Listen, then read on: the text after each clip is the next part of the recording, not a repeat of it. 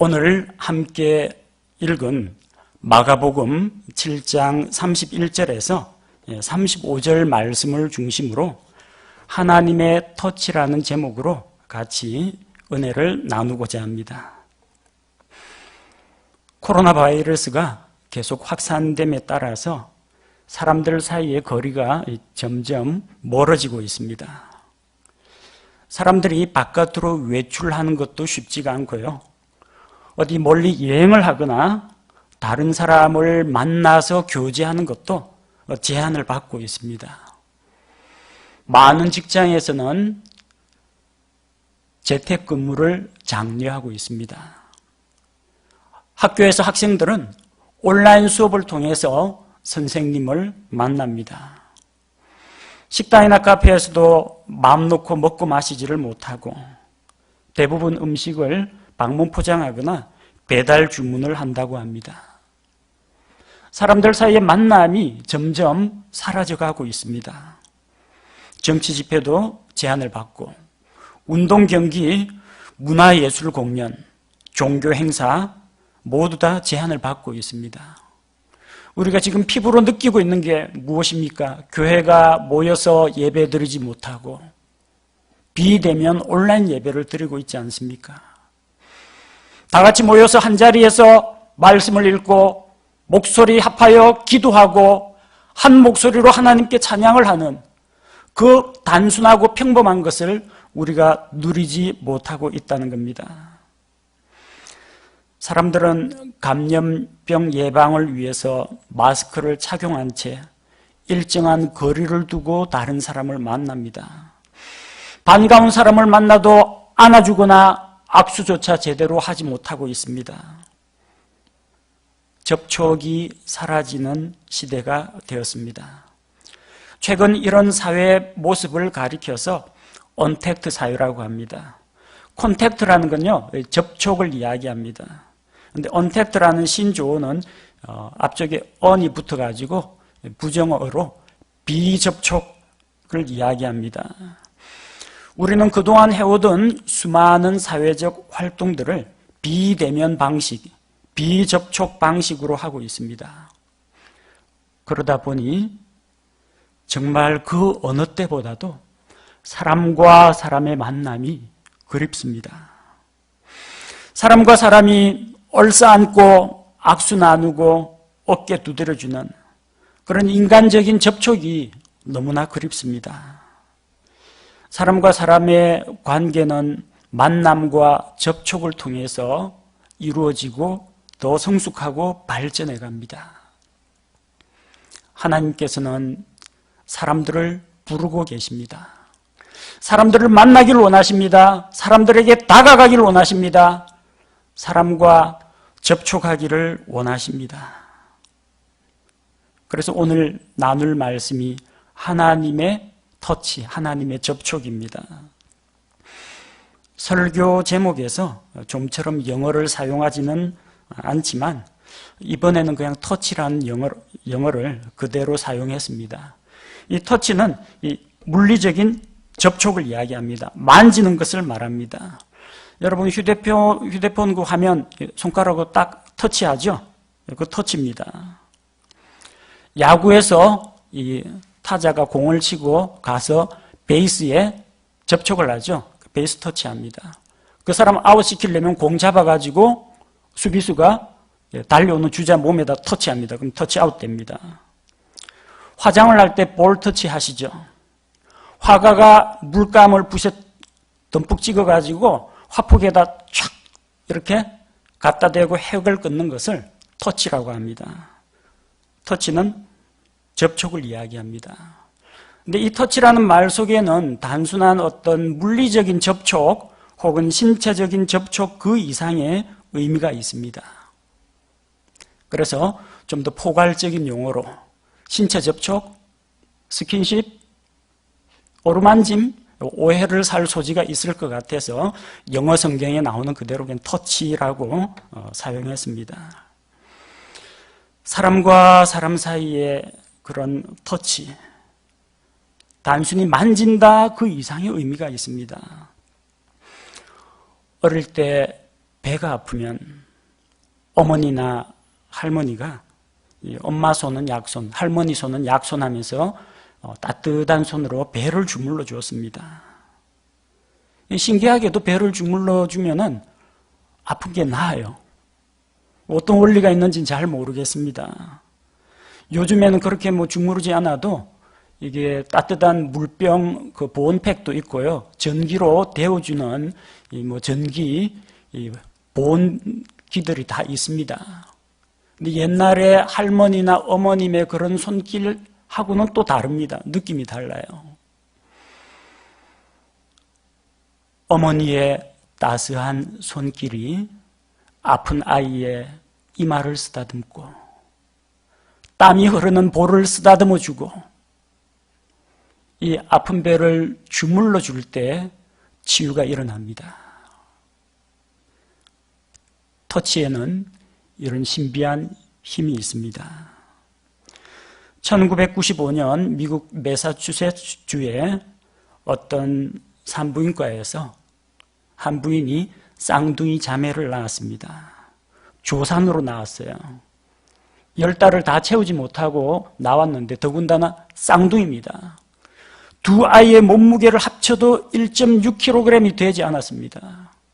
급히 인큐베이터에 둘 다 같이 넣었는데 그 중에 한 아이는 더욱더 몸이 약해서 점차 호흡이 가늘어지고 맥박이 느려지기 시작했습니다. 근데 놀라운 일이 일어났습니다. 그 중에서 비교적 건강한 그 자매가 그 아픈 아이를 이렇게 팔로 껴안아 주었어요. 아마 뱃속에서도 그렇게 서로 부둥켜 안았을 겁니다. 껴안아 주니까 신기하게도 이 병약한 아이의 호흡이 정상으로 돌아오고 맥이 다시 쿵쿵쿵쿵 뛰기 시작했습니다. 둘 다 살아났습니다. 이건 어떻게 뭐라고 말로 설명하기가 어려운 겁니다.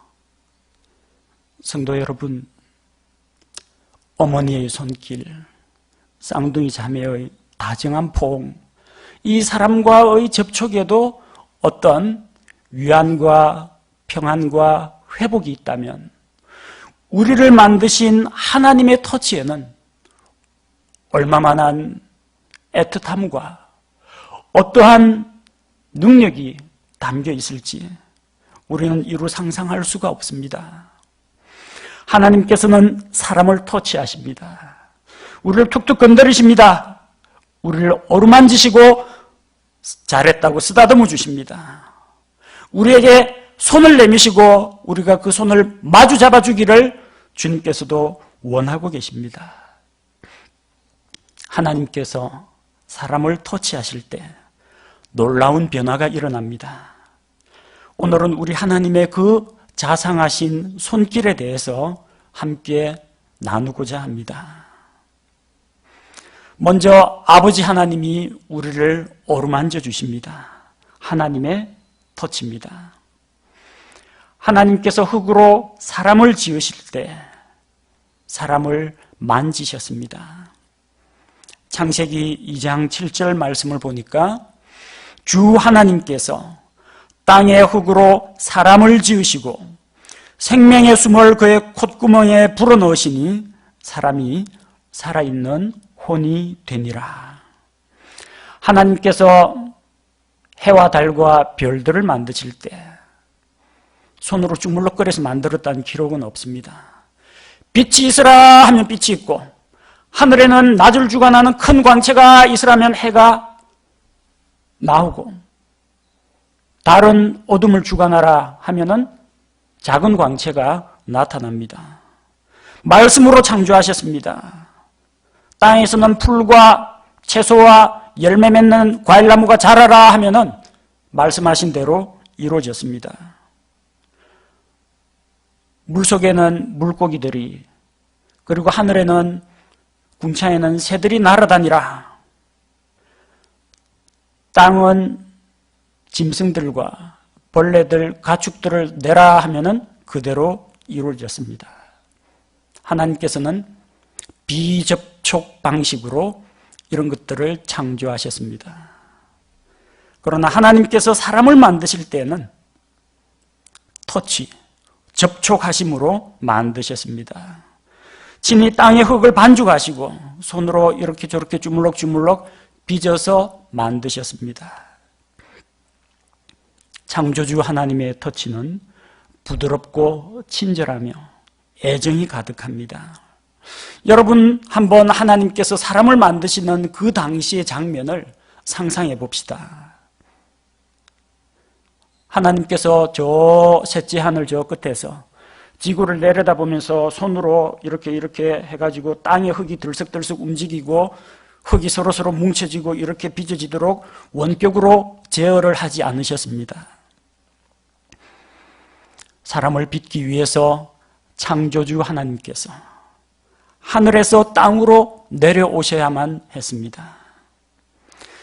높으신 하나님께서 친히 맨 땅바닥에 무릎을 꿇고 몸을 숙이고 앉으셨습니다. 깨끗하고 거룩하신 그분의 손에 축축한 물기 많은 그 진흙이 그분의 손에 다 묻는 것도 감수하시고 주물럭주물럭 사람의 형체를 빚으셨습니다. 하나님의 섬세한 손길이 머무는 곳마다 하나하나 사람의 모습이 나타나기 시작했습니다. 하나님께서, 창조주 하나님께서 그렇게 친히 수작업으로 그분의 손길로 사람을 만드신 것입니다.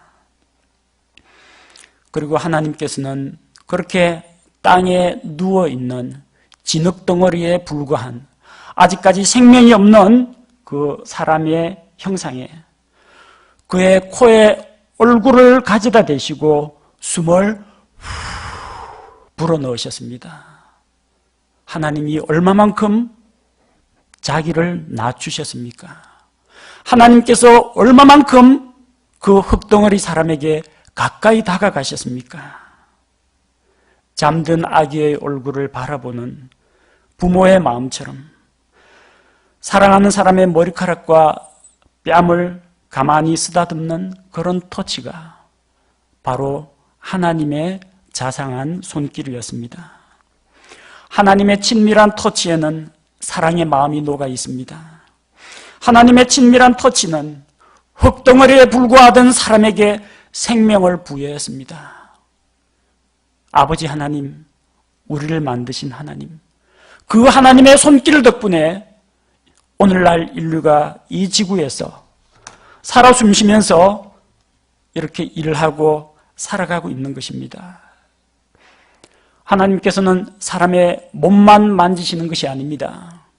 하나님께서는 사람의 마음을 터치하십니다. 이스라엘 백성이 광야에서 성막을 만들 때 하나님께서 그들과 함께 하셨습니다. 출애굽기 36장 2절 말씀을 보니까 모세가 부살레엘과 아홀리압과 마음이 지혜로운 자, 곧 주께서 마음의 지혜를 주신 자와 마음의 감동을 받아와서 그 일을 하려 하는 자를 다 부르니라. 하나님께서 성막을 만드는 기술자와 일하는 여인들에게 지혜를 주셨습니다. 또 마음의 감동을 주셨습니다. 감동이라는 게 뭐 감동 해가지고 안에다 축 집어넣으면 되는 게 아니에요. 어떻게 감동을 줍니까? 하나님께서 그들의 마음을 어루만지시고 그들의 마음속에 동기력을 불어넣으셨다는 겁니다. 하나님이 그들의 마음을 건드리셨어요. 하나님이 건드리면 역사가 일어납니다. 우리가 스마트폰 화면을 톡 터치하면 앱 화면이 열립니다. 시작 버튼을 누르면 프로그램이 작동을 합니다. 그와 마찬가지로 하나님께서 사람의 마음을 터치하시면 이제 활동이 시작됩니다. 하나님께서 성막 기술자와 헌신하기로 작정한 여인들의 마음을 터치하자 사람들 마음에 감동이 찾아왔습니다. 깨달음이 찾아왔습니다. 하나님께서 나를 들어서 무엇에 쓰시려고 하는지, 내가 무슨 일을 해야 하는지, 하나님께서 하늘에서 모세를 통해서 보여주신 그 양식대로 어떻게 만들어야 할 것인지 하나님께서 지혜도 주시고 동기력도 주시고 그들로 하여금 자발적으로 헌신하도록 하셨습니다. 백성이 즐거운 마음으로 나와서 하나님 앞에서 일을 했습니다. 주께서 기뻐하시는 일을 했습니다. 의무감에 마지못해서 차출당해서 끌려온 것이 아니라 자발적으로 섬기고 일을 하기 시작했습니다. 마음의 감동을 받은 자들은 자기가 가지고 있는 금과 보석과 그리고 실과 목재를 가죽을 내어놓았습니다. 어떤 이는 제물로, 어떤 이는 노력으로 하나님 앞에서 헌신했습니다. 누가 강제로 시킨 것이 아닙니다. 하나님께서 사람들의 마음을 어루만지시자 그들 마음속에 하나님을 향한 갈급한 동기와 헌신하고자 하는 열정이 불을 듯 일어났던 것입니다. 이것이 하나님께서 기대하시는 참다운 헌신입니다. 하나님께서 우리 마음을 터치하실 때 우리 마음의 동기력을 불러일으키십니다. 우리로 하여금 주님의 일을 하게 하십니다. 빌립보서 2장 13절 말씀은 이렇게 말씀하십니다. 너희 안에서 일하사 자기가 참으로 기뻐하는 것을 원하게도 하시고, 누가 원해요? 하나님이 원하시는 것을 우리가 원하게 하시고, 하나님의 뜻이 무엇인지 알고 주께서 원하시는 것을 우리도 원하게 된다는 겁니다. 행하게도 하시는 분은 하나님이신데 누가 행해요? 우리가. 마음속에 동기력이 일어난 우리가 마음에 원하고 행하게 된다는 이야기입니다. 우리가 하나님께 예배드립니다. 하나님을 위해서 섬깁니다. 헌신합니다. 우리의 결심과 우리의 의지로는 그것을 계속 지속할 수가 없습니다. 하나님께서 우리 마음을 어루만지시고 우리 마음을 터치하셔야 됩니다. 하나님께서 우리 마음속에 감동을 불러일으키셔야 합니다. 하나님이 우리 마음을 어루만지실 때 사람은 일하게 되는 것입니다. 일을 하다가 낙심하고 지치는 그런 때도 있을 겁니다. 일하라고 마음에 감동을 주시는 분도 하나님이시요, 일하다가 피곤하고 낙심하고 지친 자를 회복시키는 것도 하나님이십니다. 하나님께서 사람들에게 새로운 힘을 주실 때 어루만져 주십니다. 엘리야는 하나님의 대언자입니다. 이스라엘 백성에게 하나님의 말씀을 선포했습니다. 바알을 섬기는 자들과 영적인 전쟁을 벌였습니다. 대언자 사역을 열심히 했는데 돌아오는 것은 환난과 핍박이었습니다. 이세벨이 그를 죽이려고 나섰습니다. 엘리야는 낙심하고 두려워하는 마음으로 멀리 도망쳤습니다. 열왕기상 19장 5절에 엘리야가 로뎀 나무 밑에 누워 자는데 보라, 그때 한 천사가 그를 어루만지며 그에게 이르되 일어나 먹으라 하니라. 기력이 다 빠졌습니다.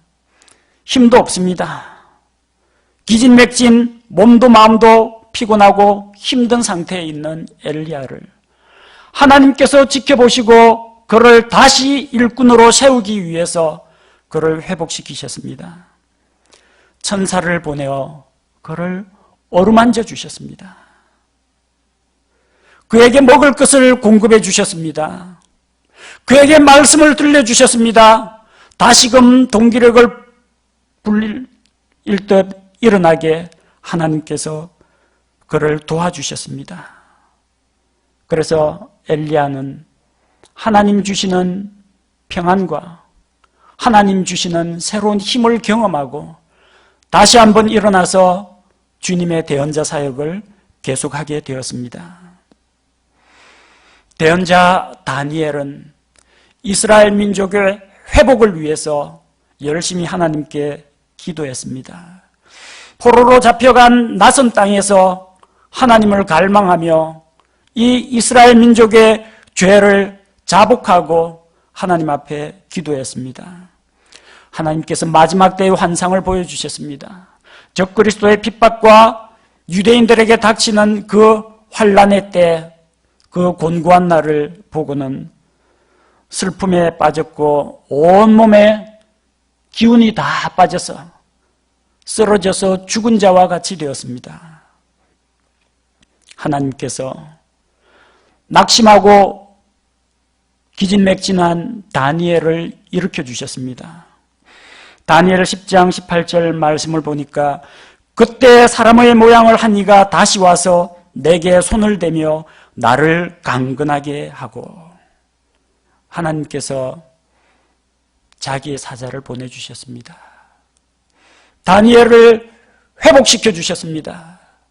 그의 마음을 위로하시고 그의 육체의 건강을 회복시켜 주시고, 다니엘은 다시 새 힘을 얻어서 하나님의 말씀을 대언하는 자가 되었습니다.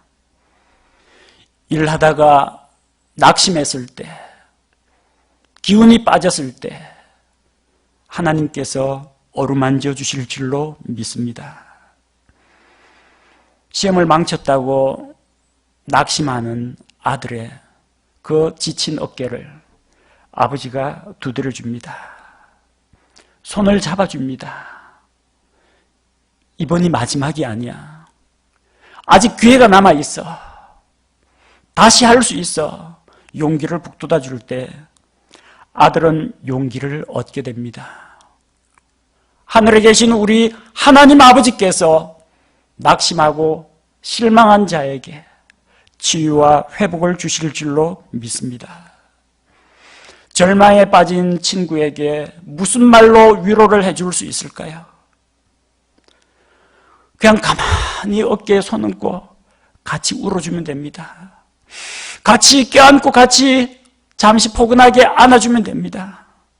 우리의 말로 어떻게 위로하고 어떻게 설득할 수 있겠습니까? 말보다 포옹과 격려와 쓰다듬어 주는 것이 더 큰 위로와 힘을 가져다 줄 수가 있습니다. 우리는 사람의 포옹과 어깨 두드려 주는 것과 머리 쓰다듬어 주는 것을 통해서도 용기를 얻습니다. 하물며 창조주 하나님, 전능하신 하나님의 터치는 얼마나 더 우리를 위로하고 얼마나 더 우리를 변화시켜 주겠습니까? 슬픔과 절망에 빠진 자기 백성을 하나님 어루만져 주시고 힘을 주시고 강건하게 하십니다. 저도 때로는 하나님이 어찌 이렇게 내게서 멀리 계신가 그런 생각이 들 때가 있습니다. 눈물과 탄식이 눈앞을 가리고 앞길이 깜깜할 때가 있습니다. 갈 바를 몰라 고민하고 방황할 때가 있습니다. 그럴 때 하나님 앞에 나아가서 제가 하나님의 긍휼을 구할 때 하나님께서 저를 터치하십니다. 그리고 제게 새 힘을 주시는 것을 경험합니다. 우리 아버지, 하나님 아버지의 터치는 우리를 무장시키고 우리에게 위로와 격려를 주고 우리에게 변화가 일어나게 합니다. 우리 주 예수님도 사람들을 만져주십니다. 예수님께서는 친히 육체를 가진 사람의 몸으로 이 세상에 오셨기 때문에 직접 사람들과 접촉하고 사람들을 만져주셨습니다. 예수님은 사람들의 질병을 고치실 때 그 사람을 만져주셨습니다. 물론 때로는 내 믿음대로 될지어다, 병에서 나을지어다 말씀으로 고치신 적도 있습니다. 근데 예수님은 직접 터치하신 적이 많습니다. 마태복음 8장 3절에 어떤 나병 환자가 나와서 주님, 정결하게 되기를 원합니다. 그때 예수님께서 손을 내밀어 그에게 대시며 이르시되 내가 원하노니 너는 정결을 할지어다 하신즉 곧 그의 나병이 정결하게 되니라. 나병 환자는 더럽고 불결합니다. 신체 일부가 뚝뚝 떨어져 나갑니다. 몸에서 진물이 흐릅니다. 누가 만지고 싶겠습니까? 모세 율법에 의하면 나병 환자 만지면 자기도 부정한 자가 됩니다. 접촉해서는 안 됩니다. 사람들은 나병 환자가 가까이 오면 돌을 던져가지고 쫓아내보냈습니다. 나병 환자는 마을에 들어오지도 못했습니다. 사람들 지나가는 거 마주치면 한 길에 물러서서 자기 얼굴을 가리고 나는 부정하오 내게서 떨어지시오 하고 스스로 외쳐야만 했습니다. 나병 환자가 뭐가 이쁘다고 거룩하신 예수님께서 손을 대시며 그를 만져주십니까? 예수님은 더러운 환자에게, 더러운 죄인에게 그분의 손길을 내밀어 주셨습니다.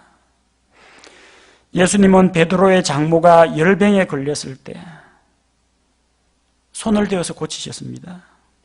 마태복음 8장 15절 말씀을 보니까 그녀의 손에 손을 대시니 열병이 그녀에게서 떠나고 그녀가 일어나 그들을 섬기더라. 굳이 만질 필요 있습니까? 그냥 말씀으로도 이 병을 쫓을 수 있습니다. 손 소독제도 쓰지 않으셨습니다. 그냥 열병 앓고 있는 환자의 손, 잘못하면 감염이 일어날 수도 있습니다. 예수님 주저없이 그 손을 잡으셨습니다. 말씀으로도 고칠 수 있는데 왜 거룩한 손을 내밀어 터치하셨습니까?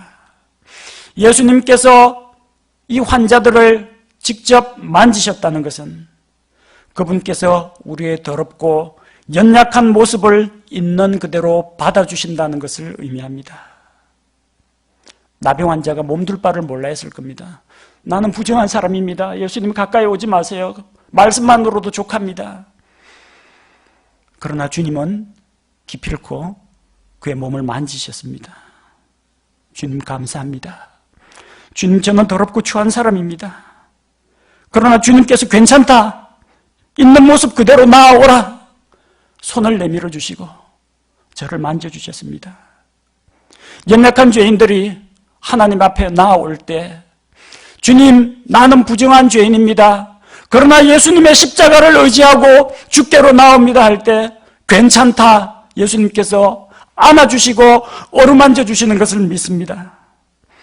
예수님의 터치는 우리의 연약한 것을 담당하시고 우리를 고치시고 회복시키는 권능이 있다는 것입니다.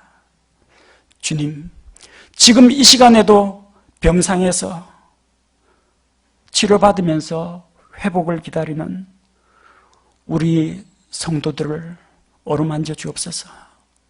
그들의 병을 고쳐 주옵소서. 그들의 답답하고 우울한 마음을 위로하여 주옵소서. 이렇게 하나님 앞에 기도합니다. 예수님이 사람을 완전하게 하실 때에도 직접 터치하셨습니다. 예수님께서는 눈먼 자의 눈에 손을 대어서 그가 시력을 얻게 하셨습니다. 마태복음 20장 34절 말씀을 보니까 이에 예수님께서 그들을 불쌍히 여기사 그들의 눈에 손을 대시니 그들의 눈이 즉시 시력을 받고 그들이 그분을 따르니라. 눈먼 사람 두 사람이 예수님께 나왔어요. 내가 너희에게 무엇을 해줄까 하니까 주여 시력을 갖기 원합니다. 주님께서 그들의 소원을 들어주셨습니다. 그들을 불쌍히 여기셨습니다.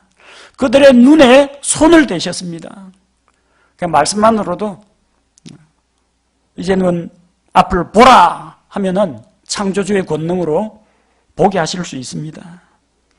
근데 예수님은 그들의 가장 약점, 그들이 가장 수치스럽고 부끄럽게 생각하고 안타깝게 생각하는 그 부위에 그분의 거룩하신 손을 갖다 대신 것입니다.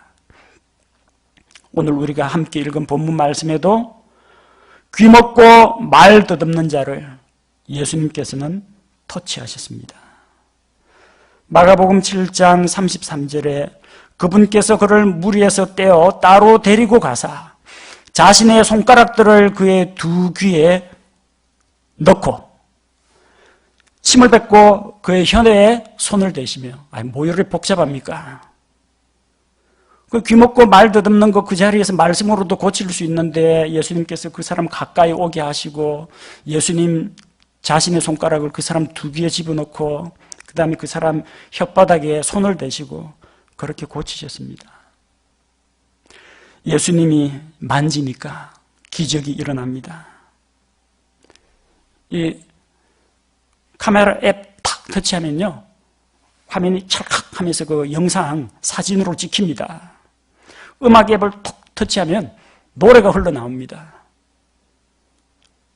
우리 당연하다고 생각하죠? 신기한 기술입니다. 예수님의 터치는 그것보다 더 놀라운 일을 합니다.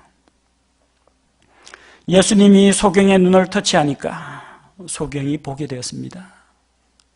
주님께서 우리 눈을 터치하실 때 우리 어두운 눈을 밝혀서 하나님을 보게 하십니다. 성경의 진리를 발견하게 하십니다.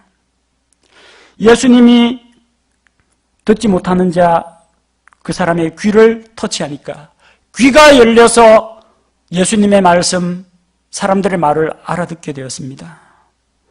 예수님이 우리 귀를 터치하실 때 듣는 귀가 열려서 주의 말씀을 듣고 이해하게 됩니다. 예수님께서 그분의 손을 이 말 더듬는 자의 혀에다가 갖다 댔더니 그 사람이 유창하게 말을 할 수 있는 자로 회복이 되었습니다. 예수님께서 우리 입을 터치하실 때, 우리 혀를 터치하실 때 우리 입이 열려서 하나님께 찬송을 하고 하나님 앞에 기도하게 되고 사람들 앞에서 복음을 담대히 말할 수 있게 됩니다. 예수님의 만지심, 능력이 있습니다. 우리 이렇게 기도합시다. 주님, 저를 만져 주옵소서. 제 눈을 만져서 하나님의 진리를 밝히 보게 하여 주옵소서. 주님, 제 귀를 만져 주옵소서. 주의 말씀을 듣고 깨달음이 있게 하옵소서. 예수님, 제 입을 만져주셔서 하나님 찬양하는 입술이 되게 하옵소서. 하나님께 감사하는 입술이 되게 하옵소서. 주님의 복음의 증인이 되게 하옵소서. 우리 다 같이 예수님의 터치를 기대하면서 주님 만져주옵소서, 주님 손을 대어 주옵소서, 그렇게 기도합시다. 예수님께서 죽은 자를 다시 살리실 때 손을 대셨습니다. 유대인들 율법에 시체나 관이나 그런 거 만지는 거 아닙니다. 짐승 죽은 사체 함부로 만지면 안 됩니다. 부정하게 됩니다. 그런데 예수님은 만지셨습니다.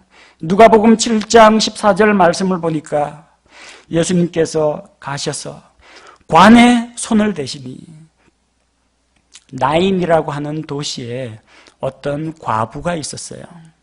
남편은 잃고 아들 하나, 독자, 그 아들 하나 키웠어요. 늙음하게 마지막 기대하는 바 그녀의 소망이요, 그녀의 희망이었습니다. 자, 근데 그 아들이 갑자기 죽어버렸어요. 그녀는 슬피 울며 이 아이를 장사 지내기 위해, 청년을 장사 지내기 위해서 관을 메고 가는 사람, 그 행렬 뒤를 따라갔습니다. 예수님이 그들을 멈춰 세우셨습니다. 누가복음 7장 14절 말씀을 보니까 가셔서 관에 손을 대시니, 시체가 들어있는 관이 뭐 좋다고 손을 댑니까? 유대인 율법에 어긋나는 겁니다. 관에 손을 대시니 그를 나르던 사람들이 멈추어 서니라. 그분께서 이르시되 청년아, 내가 네게 이르노니 일어나라 하시매 죽었던 청년이 관에서 일어났습니다. 예수님은 죽음이 지배하고 있는 관, 시체가 든 관을 터치하셨습니다. 그리고 일어나라라고 명하셨습니다.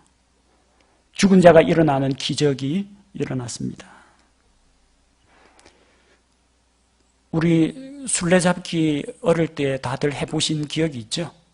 그래서 술래가 아이들 도망가면은 쫓아가지고 탁 터치합니다. 술래의 터치를 받는 순간 너 죽었어, 아웃, 도망가지 마, 저 전봇대 손 짚고 있어.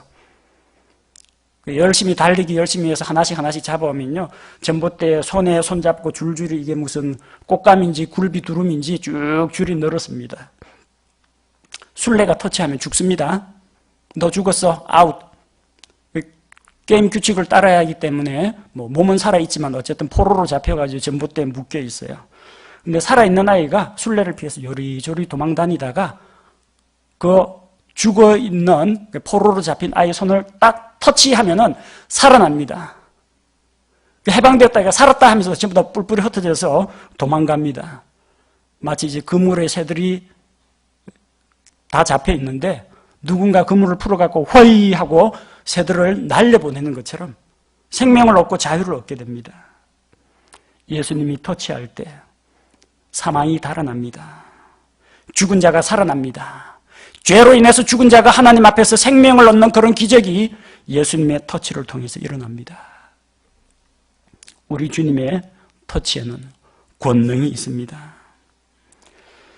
예수님께서는 꼭 기적을 베풀기 위해서만 사람들을 만지신 건 아닙니다. 예수님이 어린 아이들을 쓰다듬어 주신 적이 있어요.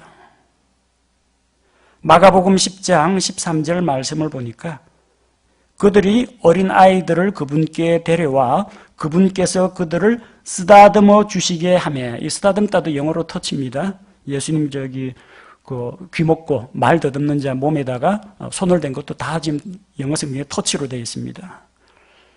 어떤 특별한 기능을 부여하기 위해서, 기적을 일으키기 위해서만 터치하신 게 아니라 예수님께서는 친근감의 표시로 또 위로와 격려의 표시로 터치하셨어요. 사람들은 어린아이들을 데리고 와서 예수님께 아이 좀 쓰다듬어 달라고 데려왔어요. 근데 그분의 제자들이 그들을 데려온 자들을 꾸짖었습니다. 예수님 지금 바쁘신데, 피곤하신데 어디서 어린아이들을 데리고 와서 막 야단을 쳤어요. 당시 어린아이들은 사람 인구 숫자 셀 때 숫자에 치지도 않았습니다. 제자들은 아이들이 오면 예수님에게 방해가 될 거라고 생각했습니다. 예수님을 귀찮게 할 거라고 생각했습니다.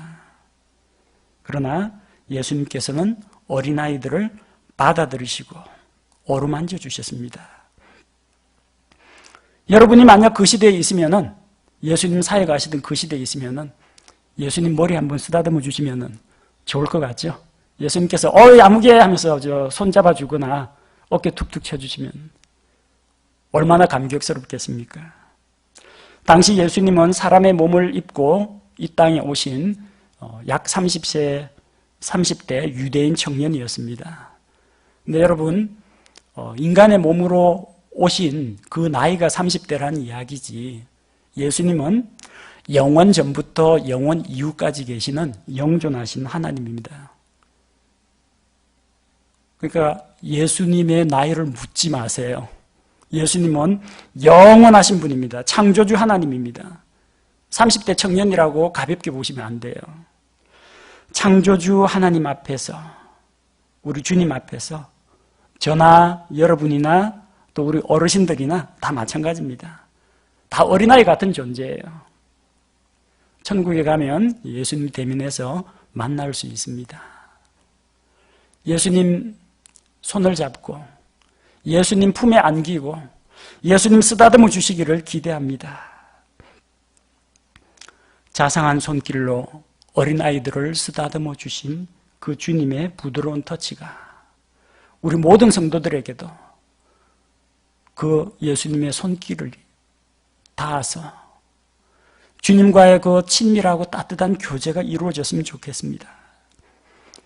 도자기를 빚는 도공이 자기가 만든 그 도자기를 섬세한 손길로 쓰다듬는 것처럼, 집에서 키우는 사랑스러운 고양이나 강아지를 어루만지는 그 주인의 손길처럼 주님의 자상하신 터치는 우리를 어린아이처럼 쓰다듬어 주십니다. 예수님, 손 내밀어 주옵소서. 우리 모든 성도들의 몸과 마음을 어루만져 주옵소서. 우리에게 생명을 주시고 우리에게 완전함을 주시고 우리를 치유하시고 회복시켜 주시고 주님, 우리와 교제 나눠 주옵소서. 이렇게 주님께 기도합니다. 하나님 아버지, 또 아들 하나님 예수님과 마찬가지로 성령 하나님께서도 우리 마음을 어루만져 주십니다.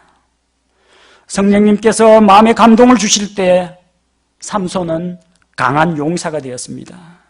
그에게 용기가 생겼습니다. 이스라엘 민족을 돌아보고자 하는 마음이 생겼습니다. 블레셋 군대 앞에서도 주눅들지 않고 담대하게 싸웠습니다. 성령께서 어루만지셨습니다. 사사기 13장 25절에 소라와 에스도아울 사이에 있는 단의 진영에서 주의 영께서, 성령께서 때때로 그를 감동시키기 시작하셨더라. 삼손이 하나님 앞에서 사사로, 이스라엘의 재판관으로 부르심을 받게 됩니다. 그가 어떻게 그 일을 할 수가 있었느냐? 그의 타고난 능력 때문이 아닙니다. 성령께서 그를 어루만지시고 그에게 감동을 주시고 그에게 능력을 주시기 때문에 가능했던 일입니다. 성령님 삼손과 함께 계시고 그에게 감동을 주실 때 그는 무적의 용사가 되었습니다. 그러나 삼손이 성령님의 손길을 회피하고 이방 여인의 몸을 터치하고 있을 때 성령께서 그를 떠나셨습니다. 그에게 감동을 주시고 능력을 주시던 성령께서 떠나고 나자 그는 모든 능력을 잃어버리고 말았습니다. 보통 사람처럼 약한 존재가 되었습니다. 두 눈을 뽑히고 맷돌이나 돌리는 그런 신세가 되고 말았습니다. 성령님의 터치를 외면해서는 안 됩니다. 성령님은 우리에게 할 일을 보여주시고 마음의 동기력을 주십니다. 사도행전 8장 29절 말씀을 보니까 빌립 집사에게 성령께서 말씀하십니다. 그때 성령께서 빌립에게 이르시되 가까이 가서 이 병거에 합류하라. 에티오피아 내시가 있는 그 병거로 가까이 다가가게 하셨습니다. 빌립은 자기 마음에 울리는 성령님의 음성에 따라서 전도 대상자를 발견했습니다. 그리고 예수 그리스도의 복음을 그에게 전했습니다. 에티오피아 내시가 구원을 받고 침례를 받고 자국에 돌아가서 복음의 증인이 되었습니다. 오늘날은 성령님께서 우리 귓가에 대고 아무개야 하고 육성으로 말씀하시지는 않습니다. 그러나 내 마음속에 성경 말씀을 생각나게 하시고 누군가에게 전도해야 되는데 하는 그런 부담감을 안겨주시고 그러고자 하는 동기가 떠오르면 그것은 여러분 성령님께서 여러분의 마음을 두드리고 계신 겁니다. 여러분의 마음을 터치하고 계신 겁니다. 그분의 음성을 외면해서는 안 됩니다. 성령께서 우리 마음을 터치하실 때 우리 마음속에 변화가 일어납니다. 성령님은 살아있는 인격체십니다. 지성과 정서와 의지를 다 갖추고 계신 분입니다. 때로는 하나님의 영, 성령께서 우리 안에 들어와 계시면서 슬퍼하시고 탄식하실 때가 있습니다. 에베소서 4장 30절 말씀을 보니까 하나님의 거룩한 영을 슬프게 하지 말라. 그분으로 말미암아 너희가 구속의 날까지 봉인되었느니라. 우리가 하나님 앞에서 불순종할 때, 죄를 지을 때, 잘못된 길로 갈 때 성령께서 우리 안에서 슬퍼하십니다. 구원받은 우리는 그 성령께서 슬퍼하시는 것, 탄식하는 것을 알 수가 있습니다. 성령께서는 우리 마음속에 성경 말씀을 통해서 꾸짖고 책망하십니다. 우리 마음을 어루만지셔서 우리가 찔림받게 하시고 통회하게 하십니다. 성령께서 이러한 깨달음을 주시거나 마음속에 감동을 주실 때 우리는 하나님 앞에 다시 나아와서 하나님 앞에서 새롭게 기도하고 헌신하고 다시 회복하는 기회로 삼아야 됩니다. 우리가 연약하고 힘이 없을 때 우리 안에서 성령께서 일하십니다. 로마서 8장 26절 말씀을 보니까 이와 같이 성령께서도 우리의 연약함을 도우시나니 우리가 마땅히 기도할 바를 알지 못하나 성령께서 말로 할 수 없는 신음으로 친히 우리를 위해 중보하신다고 했습니다. 우리는 연약합니다. 연약한 우리를 성령께서 도와주십니다. 우리가 마땅히 기도할 바를 알지 못할 때가 있습니다. 무엇을 기도해야 할까요? 지혜가 부족하여 알지 못할 때가 있습니다. 마음이 답답하고 눈물이 앞을 가리고 기도할 힘조차 없을 때가 있습니다. 바로 그때 우리가 모든 것을 내려놓고 포기할 때 성령께서 우리 마음을 어루만져 주십니다. 말할 수 없는 탄식으로 우리 안에서 우리를 위해서 중보하시고 우리가 무엇을 위해서 기도해야 할지, 우리가 어떻게 하나님 앞에 다시 새롭게 되어야 할지 성령께서 우리에게 가르쳐 주십니다. 성령님, 눈에 보이지 않는 성령님의 터치는 우리 눈에서 눈물을 씻겨주십니다. 우리의 상한 감정을 어루만지시고 추스려 주십니다. 그리고 우리 마음속에 세상이 줄 수 없는 하늘로부터의 기쁨과 평안으로 그분께서 채워주십니다. 하나님, 아버지, 우리 주 예수님, 성령님, 우리를 어루만져 주시기를 원합니다. 최근에 복음서를 읽다가 예수님께서 사람들을 터치하시는 내용을 읽고 크게 감동을 받았습니다. 그래서 또 다른 성경 말씀을 찾다가 아버지 하나님께서도 성령 하나님께서도 우리를 어루만져 주시는 것을 발견하게 되었습니다. 하나님 터치하십니다. 하나님 우리 자녀들을 만져주시기를 원하십니다. 저는 어렸을 때 아버지에 대한 추억이 별로 없습니다. 요즘 젊은 아버지처럼 아버지가 저를 업어주거나 어깨에 목말 태워주거나 안아주거나 수염난 뺨을 제 얼굴에 부벼주거나 제 볼이나 입에 뽀뽀해준 기억이 전혀 없습니다. 그때는 다 힘들었어요. 그때 대부분의 아버지들처럼 아버지도 주야 2교대 근무하면서 바쁘게 살아오셨고 하루하루 살아가는 것이 전쟁이었습니다. 자식들 아프지 않고 그냥 잘 커주면 그것만으로도 감지덕지한 그런 시절이었습니다.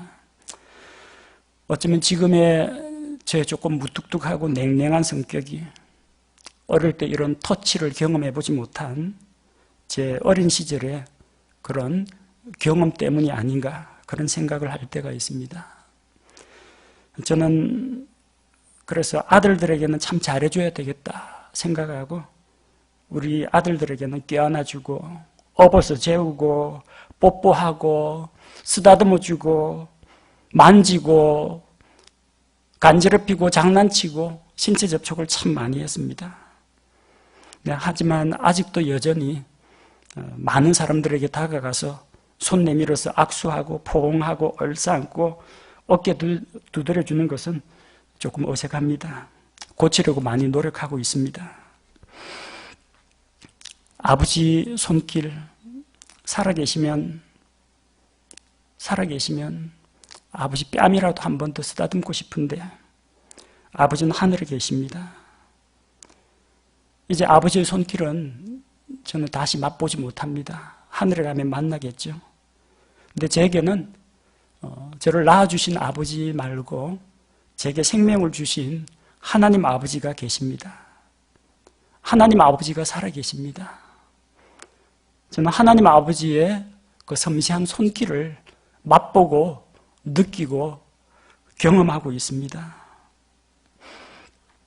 삼위일체 하나님께서 사람들을 건드리고 만지시고 쓰다듬어 주실 때 변화가 일어납니다.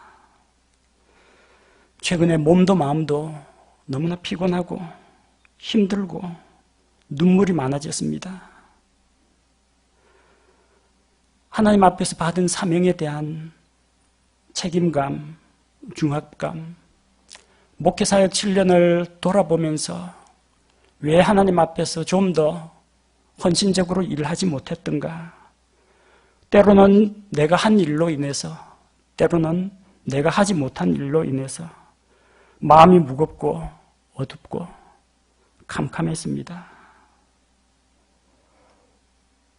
낙심하여 지쳐 있을 때 하나님 이름을 부르면서 기도했고 하나님께 기도했습니다. 하나님, 어루만져 주옵소서. 하나님의 터치를 그리워합니다. 하나님께서 성경에 기록된 것처럼 자상한 손길을 내밀어 주셨습니다. 몸과 마음의 기력을 주셨고요. 하나님의 긍휼이 나와 같은 죄인을 불쌍히 여기시는 하나님의 불쌍히 여기시는 것이 마음속에 왈칵 밀려왔습니다. 하나님의 용서와 위로를 경험했습니다. 하나님 주시는 평안이 무엇인지 맛보게 되었습니다. 나병 환자보다 더 더럽고 추한 저를, 죄인을 하나님께서 구원해 주시고 또 자신의 일을 맡기시는 것에 감사하면서 하나님의 터치에 감격하여 울었습니다. 하나님께서 손 내밀어 주십니다. 하나님 내미실 때 누구든지 그 손을 붙잡으면 하나님의 터치를 경험할 수가 있습니다. 어떤 분은 하나님이 만져주심으로 인해서 새 힘을 얻게 될 것입니다. 어떤 분은 하나님의 그 손을 마주 잡으면서 감동을 받아서 일하고 헌신하게 될 것입니다. 또 어떤 분은 하나님의 그 손길로 인해서 건강을 회복하게 될 것입니다. 어떤 분은 주님 앞에서 새로운 헌신을 결심하게 될 것입니다. 어떤 분은 위로와 평안을 맛보게 될 것입니다. 하나님의 손길에는 능력이 있습니다. 저와 여러분, 우리 모두 자상하고 부드러운 아버지 하나님의 손길이 필요한 사람들입니다. 주님의 긍휼과 주님의 은혜가 없이는 단 하루도 살아갈 수 없는 연약하고 부족한 자들입니다. 하나님, 안아주옵소서.